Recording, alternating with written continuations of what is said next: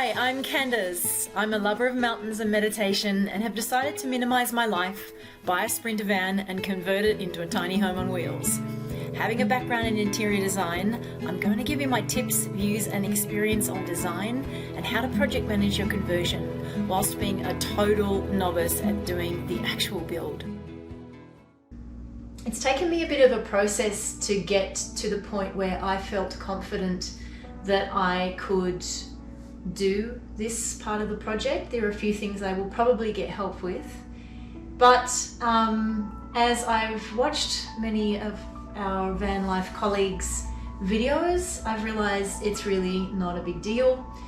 There's a general principle in both sewing and building, which is measure twice, cut once. Now in this particular incidence, this is just cutting around an already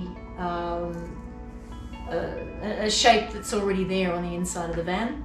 So it's not something you're having to position and create your own position for it. It's the only position it can go in. So that's one thing that makes it easier.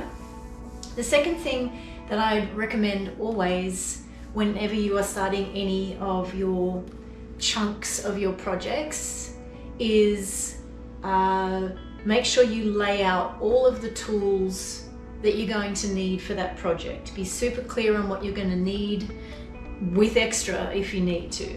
Okay, so I'm going to show you a bit about what I have here to get started today. In this first project today, a few things we're going to need. So as I said, I'm kind of laughing that the very first project that I do on my van is to cut a hole in its wall. In fact, I'm going to have 7 holes to cut as I have 5 windows, a skylight and a fan. So I'm going to be cutting 7 holes in my van in order to get these components in, and today is the first one. Now, when you're going to be cutting holes in your metal van, you're going to be exposing the metal at the edges and you're going to be creating a bunch of metal filings.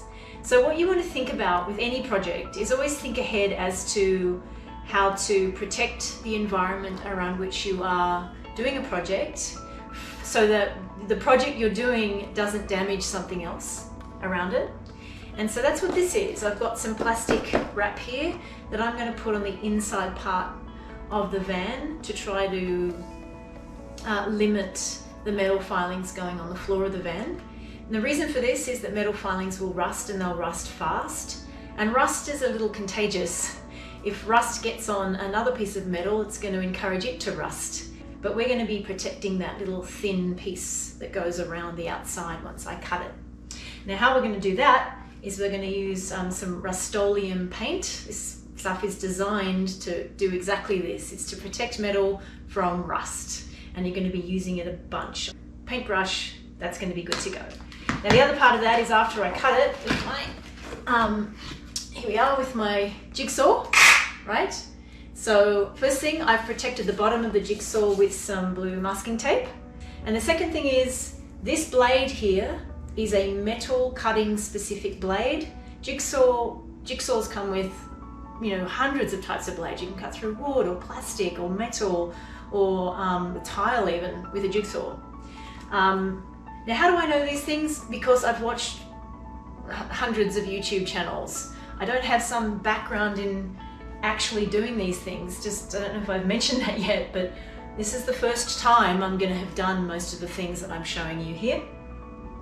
But I am backed by the fact that I've got a background in architecture and design, and I had a father who's a medical doctor, but he was an amazing carpenter. And all I remember as a little girl, all I remember is being in his workshop, being asked to hold things, watching him work with power tools and chop saws and routers and all sorts of things that I wasn't using because I was tiny. But by the time I became an adult, I'm not afraid of power tools. I love them, I use them, I can fix things.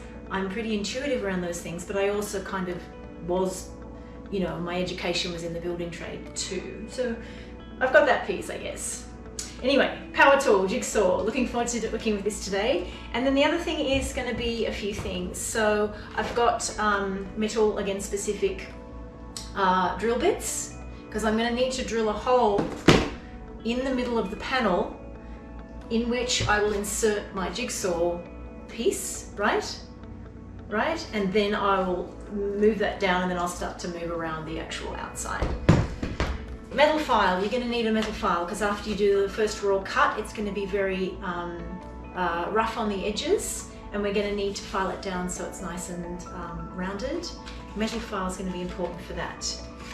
What else have I got here? Gloves. Are you going to notice that I always wear gloves when I'm doing building projects, largely to protect my hands from getting cut or scraped or whatever, but also I've had a bit of a problem with the strength in my hands in the last couple of years. I've got what's called peripheral neuropathy, and it means my hands have lost a lot of strength. And what I find is when I wear kind of these ones I love, they're kind of padded, it helps me to grip things, because gripping is one of the things that's difficult with neuropathy. And then I've also got these cool things. I've got various things to clean the side of the van. And then I've got these suction cups here. Okay, these are awesome. These are going to suck to the front, but these are going to help us hold this in place whilst we position it when I'm going to be on the inside screwing it up, okay? And then needless to say, we need a drill and drill bit. These are Phillips head screws, so I have a Phillips head component in here. That's how we're going to screw the thing on. Now, it's kind of lucky that I'm starting with this particular window. I have heard from others that this is actually one of the easier ones to mount. The rear windows and the bunk windows are going to require a little bit more jigging. So this is actually a good one for me to start on. Okay, oh, eye protection. Always eye protection, okay? And I'm going to have glasses on underneath these too. So that's the pieces for today's project. I'll see you in the van.